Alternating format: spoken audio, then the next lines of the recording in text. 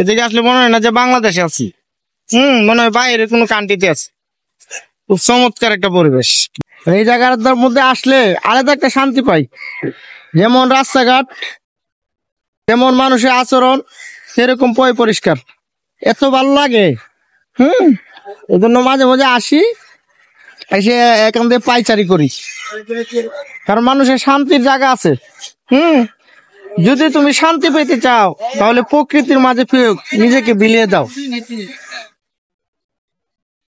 কারণ এত পরিষ্কার, এত সৌন্দর্য সব জায়গায় নাই, এত নীরবতা।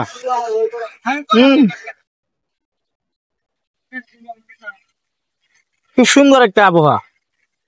বিকালবেলা এদিকে যারা ঘুরতে আসেন তারা আসবেন, সুন্দর একটা জায়গা, ঘোরার মতো, মনোমুগ্ধকর।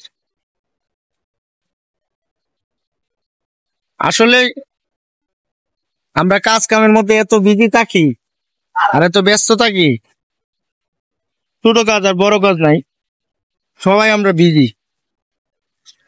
মানে ঢাকা শহর যানজট, তারপরে নানান ব্যস্ততার কারণে আমরা সময় করে উঠতে পারি না, মাঝে মাঝে নিজের কাছে বোরিং লাগে। এই জন্য সময় পাইলে হাঁটাহাঁটি করে, এটাই ঠিক। আর হাঁটলে মানুষের মন ভালো থাকে। আর সবচেয়ে ভালো লাগে নীরব, যেসব এলাকায় একটু নীরব, ঠান্ডা পরিবেশ, আবহাওয়াটা ভালো, চমৎকার, নিরিবিলি, এইসব জায়গায় বিশেষ করে একা একা হাঁটতে খুব ভালো লাগে। কারণ ঢাকা শহর তো এমন একটা জায়গা, মানে কেউ কারো চিনে না, স্বার্থ ছাড়া কেউ এক মিনিট লাগে তোমার কাছে আসবো না, মানে এমন একটা অবস্থা হয়ে দাঁড়াইছে। স্বার্থ আছে, তোমার কাছে আসবে, স্বার্থ নাই এক টাকারও, তোমারও চিনবে না, তোমার কাছে আসবেও না। এই জন্যই মানে স্বার্থ পরে ভরা এই শহর, যে বলে না রঙ্গিলা শহর, এটা হলো রঙ্গিলা শহর।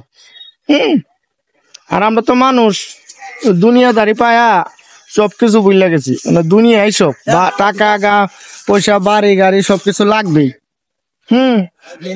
মানে সমাজে একটা আমার অবস্থান থাকতে হবে, না হলে আমি মানুষই না, এটাই আমরা মনে করি। আর আমরা সবাই চাই যেন ভালো থাকতে। আর এইসব পরিবেশ তো সবসময় পাওয়া যায় না। পরিবেশ ভাল লাগে, সুন্দর, এদিকে রাস্তাঘাট আর নীরবতাটা খুব দারুণ। আমাদের সেনাবাহিনীরা অনেক নিয়ন্ত্রণ করে, ওনারা সবসময় এদিকে মানে একটা কাগজও পরে থাকতে আমি দেখি না। খুব সুন্দর একটা পরিবেশ, তারা আসবেন, মাঝে মধ্যে এসে ঘুরে যাবেন, খুব ভালো লাগে আমার। বিশেষ করে রাস্তাঘাট এত পরিষ্কার। ভালো থাকবেন, আল্লাহ।